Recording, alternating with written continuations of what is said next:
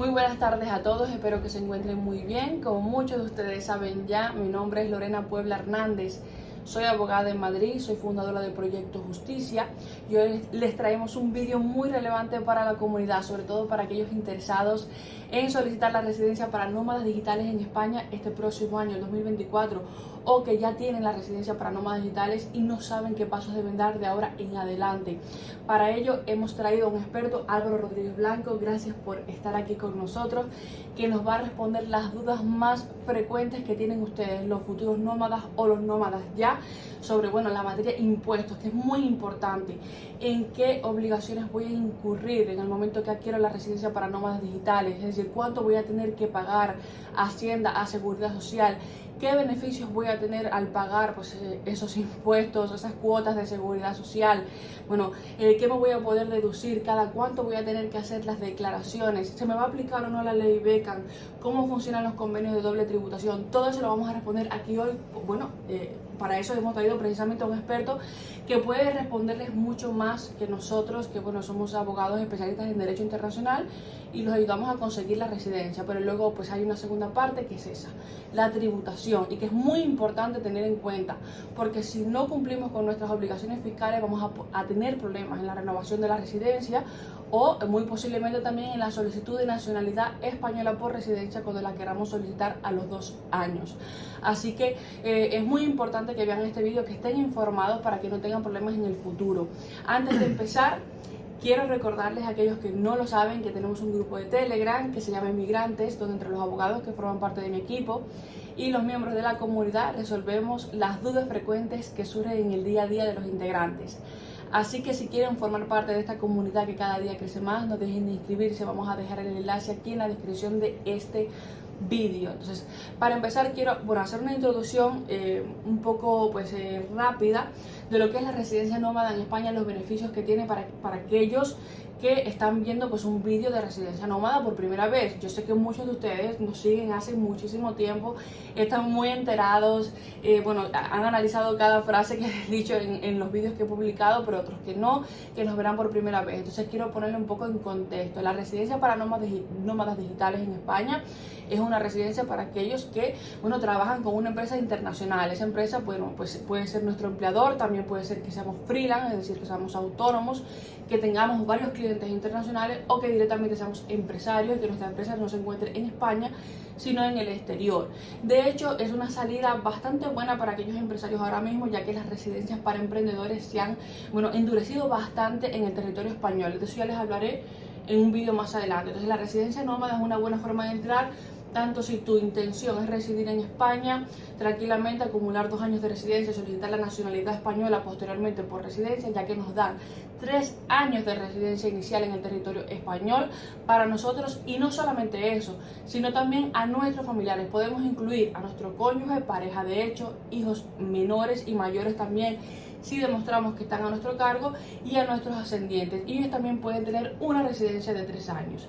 ¿Qué pasa? Que para el nómada va a haber un límite en cuanto a lo que puede hacer o no en España, es decir, puede implantar una actividad por cuenta propia siempre y cuando no supere más del 20% del volumen de facturación total que tiene, pero su acompañante sí puede trabajar tanto por cuenta ajena como por cuenta propia, siempre y cuando sea mayor de edad, es decir, que esté en edad laboral. Entonces, fíjense cuántos beneficios vamos a tener. 3 años, recuerden, y recuerden que en España, aquellos que somos de países iberoamericanos, a los 2 años podemos solicitar la nacionalidad española por residencia. Tengo muchos clientes que de hecho, es decir, ni siquiera quieren quedarse aquí a largo plazo, sino que su plan es obtener una nacionalidad europea que luego les permita residir en otros países de Europa y emigrar con más facilidad, con lo cual es una muy buena oportunidad para aquellos que están en estas circunstancias, es decir, que trabajan con una empresa internacional, que son autónomos o freelance y tienen clientes internacionales, o que directamente son empresarios. ¿Qué pasa?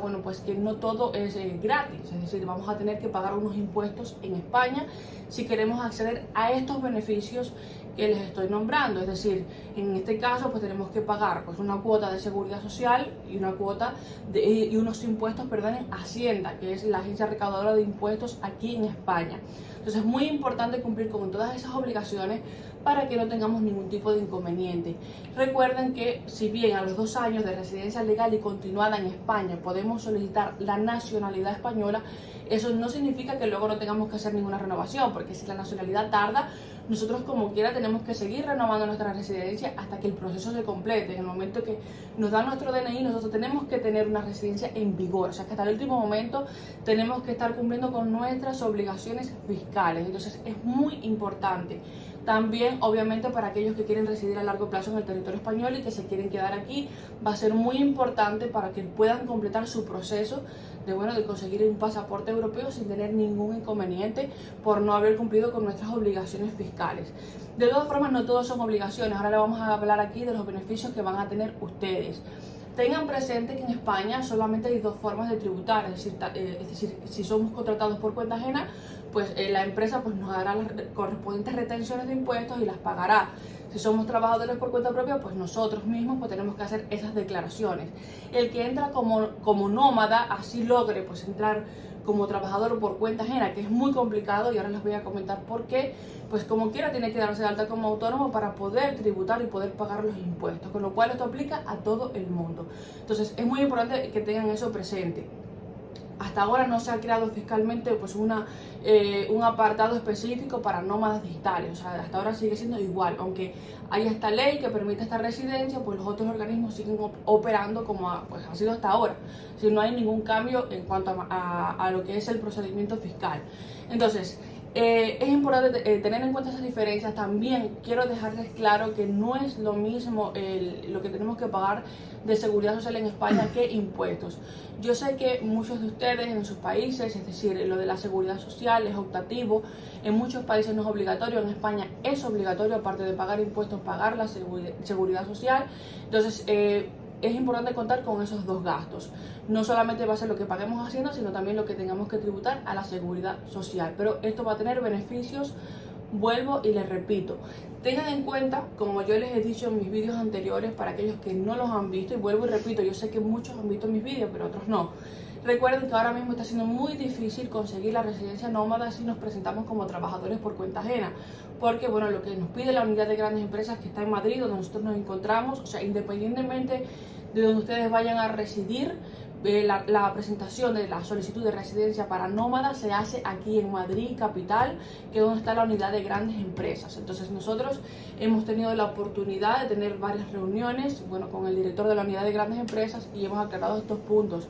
Por el momento seguirá siendo muy complicado, pues presentarse como trabajador por cuenta ajena, porque entonces eso va a implicar que la empresa que nos está contratando, o sea, que nos está contratando nuestros servicios, se dé de alta tanto a nivel mercantil como a nivel seguridad social en España, y esto no va a compensar a prácticamente ninguna empresa. Fíjense que esto implica unos gastos no solamente burocráticos, sino que luego esa empresa tendrá que pagar alrededor del 33% del bruto que nos paga a nosotros en seguridad social, lo cual es demasiado para una empresa que quizás tiene 1 o 2 personas teletrabajando aquí en España. Entonces eso no va a ser posible. Entonces, ¿qué se hace? Pues se está presentando casi todos los expedientes, bueno, en el caso de Proyecto Justicia, de nómadas como freelance o empresarios para aquellos que tienen empresa directamente y que bueno, que tienen más del 50% de la sociedad a su nombre. Recuerden que si no tenemos el 50% de la sociedad a nuestro nombre, va a haber que además aportar un contrato de servicios con la empresa con una antigüedad como mínimo de 3 meses. Pero bueno, en cuanto a los otros requisitos, ya los hemos especificado en los otros vídeos.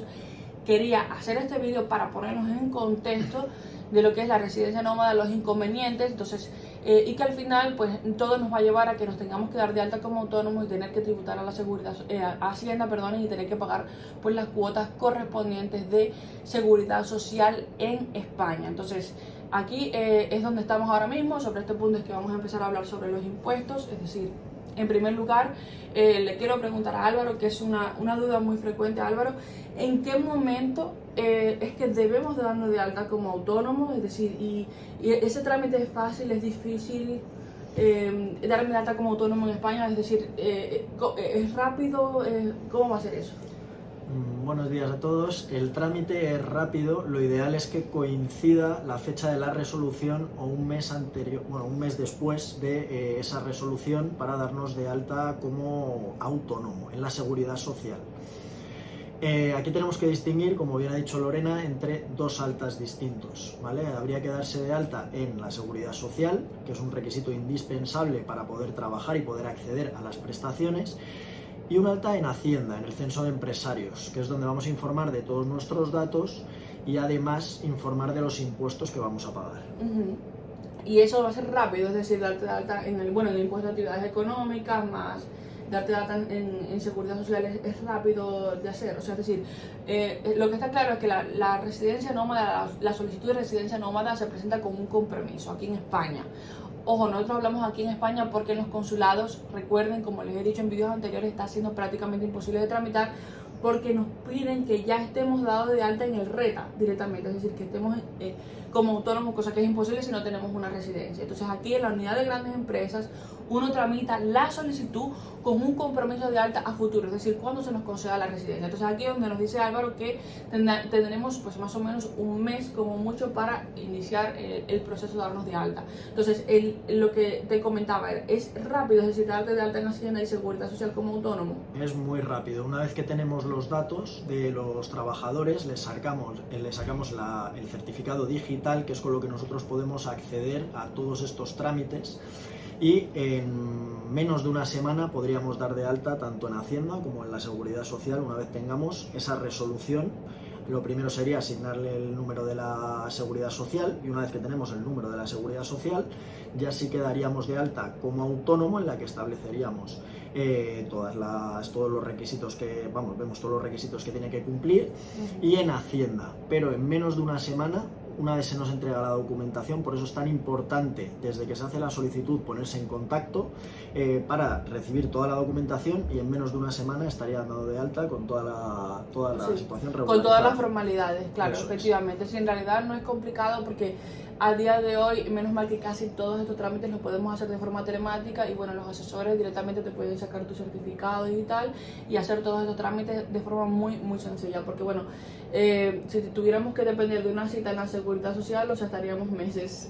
Mucho tiempo. Sí, si lo intentáramos hacer por nuestra cuenta, y demasiado.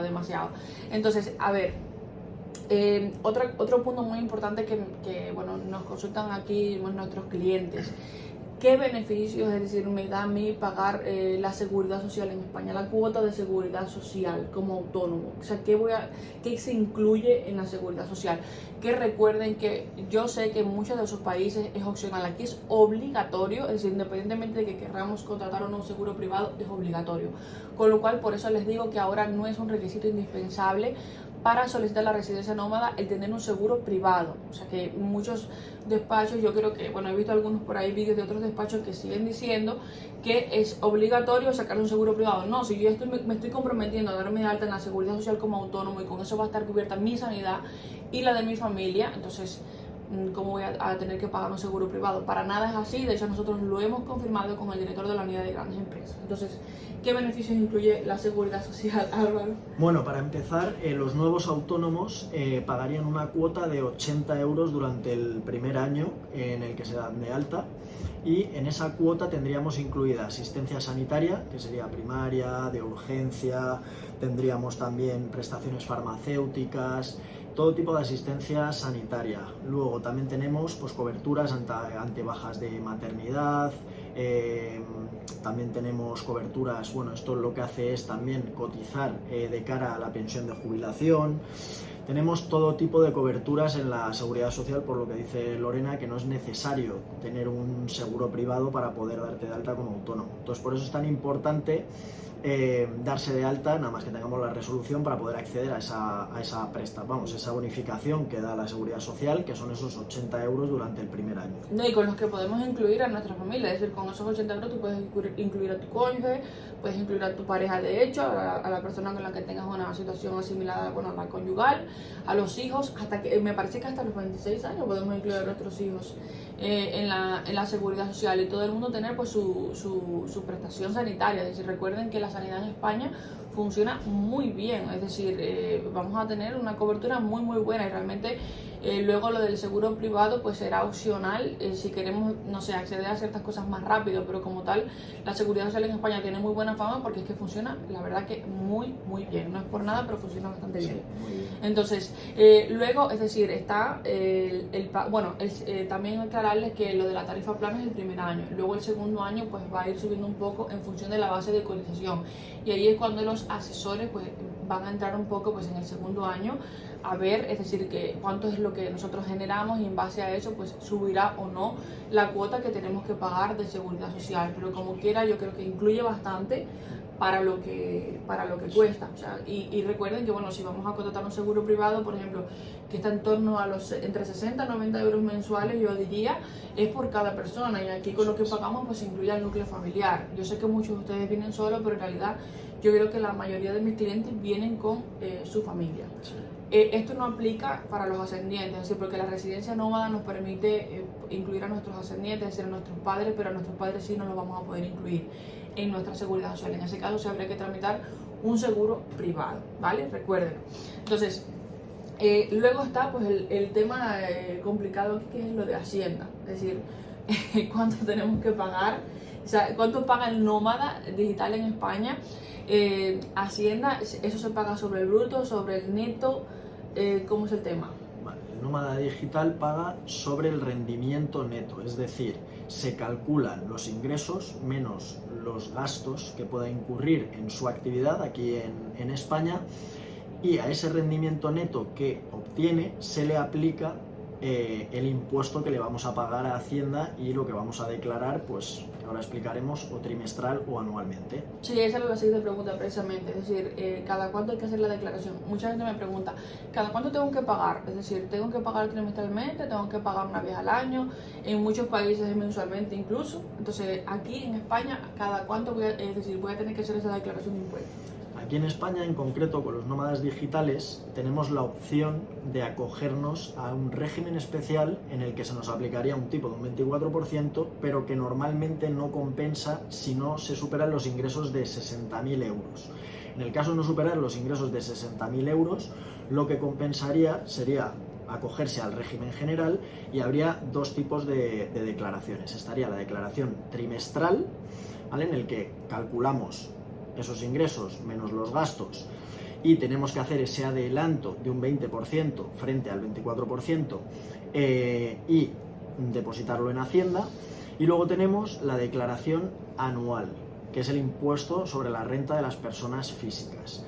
Aquí es donde nosotros ya informamos de ese porcentaje que ya hemos adelantado, metemos todos los gastos que se puedan deducir, incluso podemos acogernos a ciertas bonificaciones que nosotros los asesores conocemos tanto a nivel estatal como a nivel autonómico, y en caso de que hayamos adelantado la cantidad correspondiente a nuestros ingresos, que previamente nosotros habremos hecho un cálculo prácticamente exacto, pues si es exacto ese porcentaje no tendremos que pagar nada.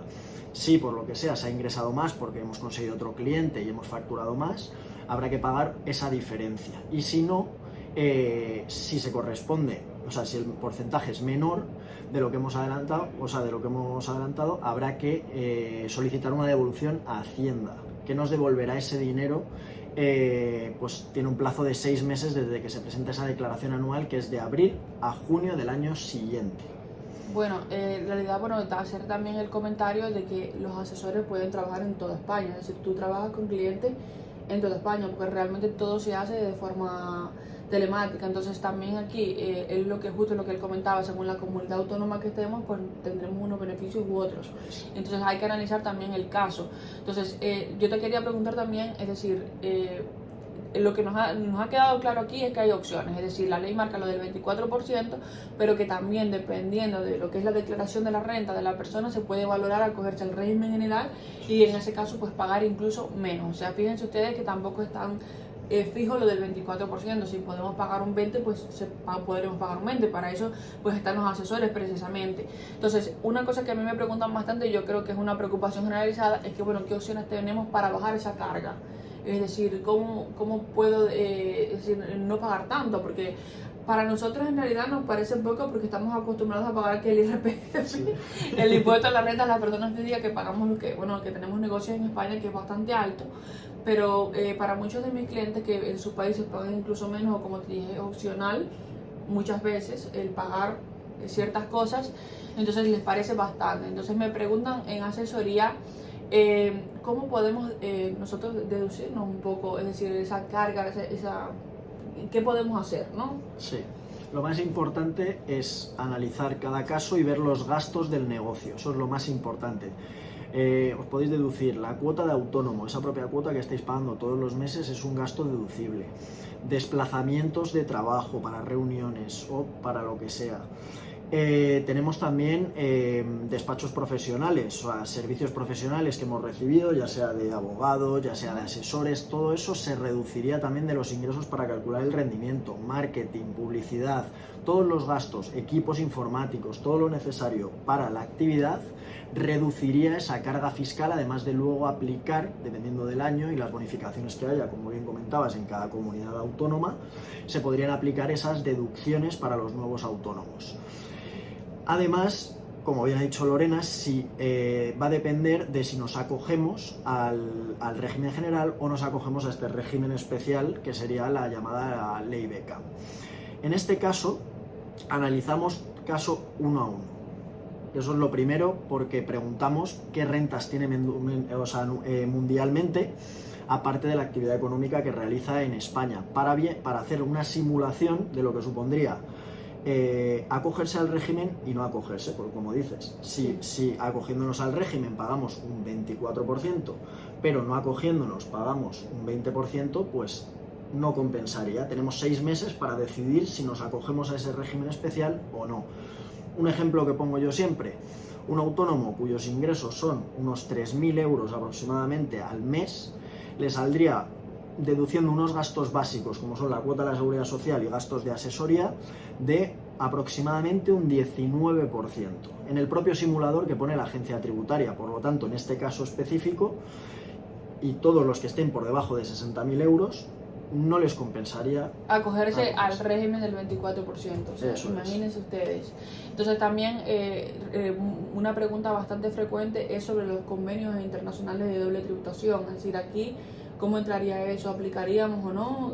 ¿Qué nos dirías tú? En caso de no acogernos al régimen especial, tributaríamos como residentes en España. ¿Qué significa? Que podemos acogernos a esos convenios de doble imposición que tienen en 100 y pico países, por ejemplo Estados Unidos, República Dominicana. Tenemos muchos países con los que hay que analizar cada convenio, y lo que dice es de cada renta que recibe el autónomo, cómo se la aplicamos para poder bonificarle. Es decir, si yo ya he tributado en ese país por determinada renta, España te permite en esa declaración de la renta anual deducirte y no pagar doblemente esos impuestos. Entonces, acogiéndonos a la ley Beckham o a este régimen especial, nos consideraríamos no residentes, por lo que tendríamos que tributar por nuestra actividad económica, tributamos a un 24%, y el resto de rentas se tributarían fuera, en cada país en las que... O sea, que no tendríamos el beneficio de... No tendríamos ese beneficio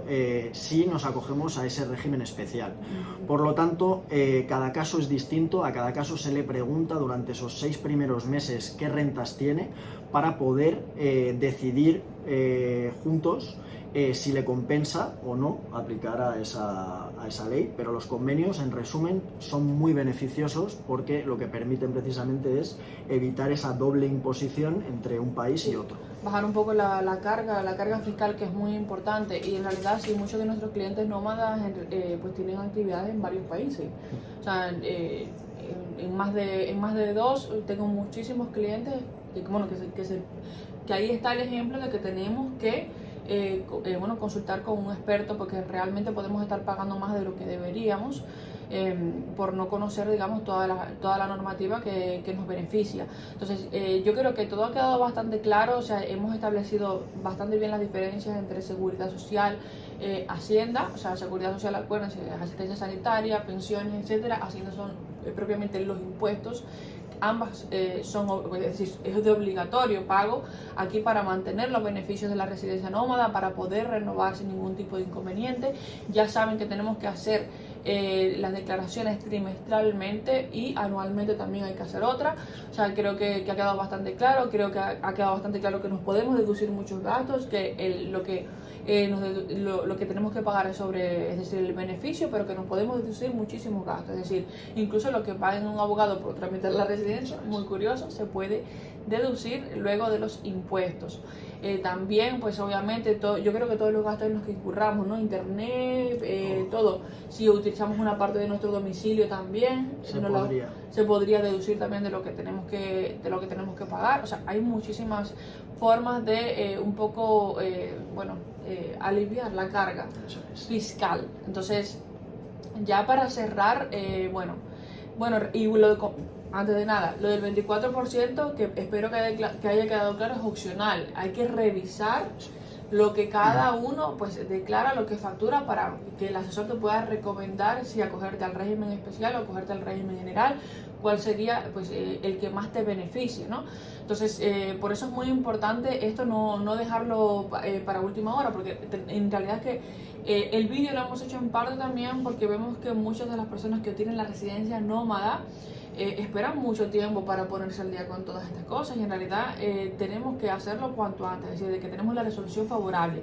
Recuerden que la solicitud la presentamos con el compromiso, pero después que ya tenemos la resolución favorable de la UGE, de la Unidad de Grandes Empresas, tenemos que ponernos al día con todas estas cuestiones. Entonces, ya para cerrar, quiero que él nos especifique un poco cuáles serían los servicios de un asesor fiscal en España, para que lo tengan claro y ya que con eso pues sepan cómo proceder. Cuéntanos un poco. Bueno, nosotros realmente nos encargamos de todo. Una vez tenemos la resolución favorable, pedimos cierta documentación que necesitamos para todos los altas, tanto en Hacienda como en la Seguridad Social.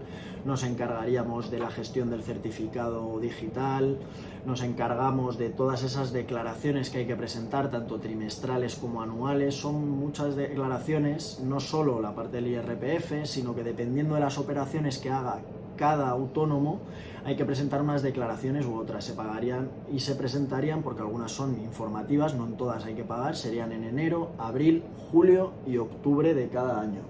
Entonces nosotros básicamente nos encargaríamos de todo, dejaríais en nuestras manos lo que son todos esos trámites para vosotros dedicaros a vuestro negocio. Lo único que tendríais que hacer es pasarnos las facturas a final de cada mes. Y lo más importante de todo, analizamos cada caso uno a uno para lo que hemos estado comentando, ver a qué régimen deberíamos acogernos en función del negocio que tenga cada uno de vosotros. Entonces es tener pues un acompañante para dedicaros a vuestro negocio, y estos trámites, que al final, como habéis visto, son complejos y requieren mucha documentación, dejarlos en manos de quien sabe, efectivamente. Y no solamente eso, sino por lo menos, por ejemplo, yo que te comentaba antes del vídeo, que desde el minuto 1 siempre he contado con en el servicio de asesoría fiscal, es poder llamar en cualquier momento ante cualquier duda, cualquier cosa que te pueda surgir o lo que sea, y que te aclaren, ¿no? Si te llega una notificación de Hacienda, te llega algo que alguien te sepa responder qué significa y cómo proceder, ¿no? Cosa que es tan difícil tanto para los que estamos aquí de toda la vida como yo, como para el que acaba de llegar, con lo cual considero que es un servicio imprescindible. Entonces nada, aquí les dejamos toda esta información, creo que está bastante completa. De todas formas, recuerden que estamos en Telegram, del cual les dejaremos el enlace aquí en la descripción del vídeo, en Instagram como Proyecto-Justicia, por ahí también hacemos rondas de preguntas y respuestas, y por supuesto nos pueden dejar los comentarios aquí en YouTube, si tienen alguna duda o lo que sea, pues se los comentaré a Álvaro y los vamos resolviendo. De todas formas, también les voy a dejar el contacto del correo electrónico de Álvaro, para que cualquiera que se quiera poner en contacto con él para que le lleve sus gestiones en materia de asesoría fiscal en España, pues que le pueda escribir y que él analice su caso sin ningún tipo de compromiso. Entonces nada, les dejamos todo esto aquí, cuídense mucho, que tengan un excelente día, nos vemos muy pronto por aquí por YouTube, hasta luego. Hola nuevamente a todos, hago esta breve especificación antes de despedirnos del todo para aclararles lo mínimo que debemos facturar o acreditar que facturamos para solicitar la residencia como nómadas digitales en España. Recuerden que para hacer el cálculo correctamente tenemos que ceñirnos a lo que es el salario mínimo interprofesional del año. En el año 2023 el salario mínimo interprofesional en España ha sido 1.080 euros. Esto lo debemos multiplicar por 14 pagas y esto por 2 porque se pide el doble de salario mínimo interprofesional para el nómada. Esto nos da un total de 30.240 euros brutos anuales por el nómada. Se va a solicitar además al nómada acreditar un 75% más de facturación por el primer acompañante, con lo cual multiplicamos 1.080 por 14 y eso sacamos el 75% que nos da 11.340 euros brutos anuales por el primer acompañante. Y de ahí en adelante por cada acompañante adicional el 25% del salario mínimo interprofesional en España. Entonces volvemos a lo mismo, 1.080 por 14, sacamos el 25% y nos da 3.780 euros brutos anuales por cada miembro adicional después del primero que queramos añadir. Además de eso debemos tener en cuenta que cuando venimos con familia a España y queremos solicitar la residencia nómada, debemos acreditar pues unos ahorros. En este caso pues sería 8.400 euros por el nómada y 4.200 euros por cada miembro adicional. ¿Por qué? Porque bueno, el índice que se tiene en cuenta es el IPREN. El IPREN del año es 600 euros. Esto lo multiplicamos por 14 y bueno, nos da 8.400 por el nómada y luego 4.200 por cada miembro adicional. Todo esto, lo que es la facturación y los ahorros la debe acreditar el nómada. Recuérdenlo y ténganlo muy presente. Lo que es la facturación la vamos a acreditar con las transferencias bancarias y los contratos sobre todo. Y luego, dependiendo del caso, pues vamos a requerir documentación adicional, como estar dado de alta en el país de origen como personas físicas, facturas emitidas, otra documentación que consideremos pertinentes. De todas formas, de eso tenemos vídeos publicados donde lo explicamos ampliamente. En este nos hemos querido centrar en los impuestos, pero bueno, quería decirles pues eso, cuál es lo mínimo que debemos facturar. Nosotros lo expresamos anualmente porque realmente no todos los nómadas cobran lo mismo todos los meses, sino todo el mundo no tiene la misma facturación mensualmente. Hay personas que pues unos meses facturan menos, otras facturan más. Lo importante es que en el cómputo anual pues nos dé esto. Se va a pedir una antigüedad en esa facturación de 3 meses, pero bueno, que al menos podamos prever que con los contratos vamos a llegar al mínimo de facturación en el total de un año. Como les he dicho, se revisará cada caso de forma individual para ver qué documentación complementaria debemos aportar según el caso. De todas formas, los abogados, o bueno, al menos Proyecto Justicia, realizamos siempre informes finales donde explicamos de dónde vienen estas cantidades, porque no siempre puede venir de un solo contrato. En algunas ocasiones es de varios contratos, hacemos las conversiones a euros y hacemos todas las especificaciones que pida la unidad de grandes empresas para que todo quede lo más explicado posible, porque con la facturación y la seguridad social, pues correctamente presentada y aclarada toda la documentación, el expediente nómada tiene muchísimas posibilidades, más del 90% de ser resuelto favorablemente. Así que estos dos requisitos van a ser fundamentales. Bueno, simplemente hacerles esa aclaración. Si quieren profundizar más, como les comentaba, tenemos vídeos publicados ahondando muchísimo en el tema de lo que es la facturación, la demostración de los medios económicos, los ahorros y la seguridad social en el canal. Gracias por vernos hasta el final. Hasta pronto.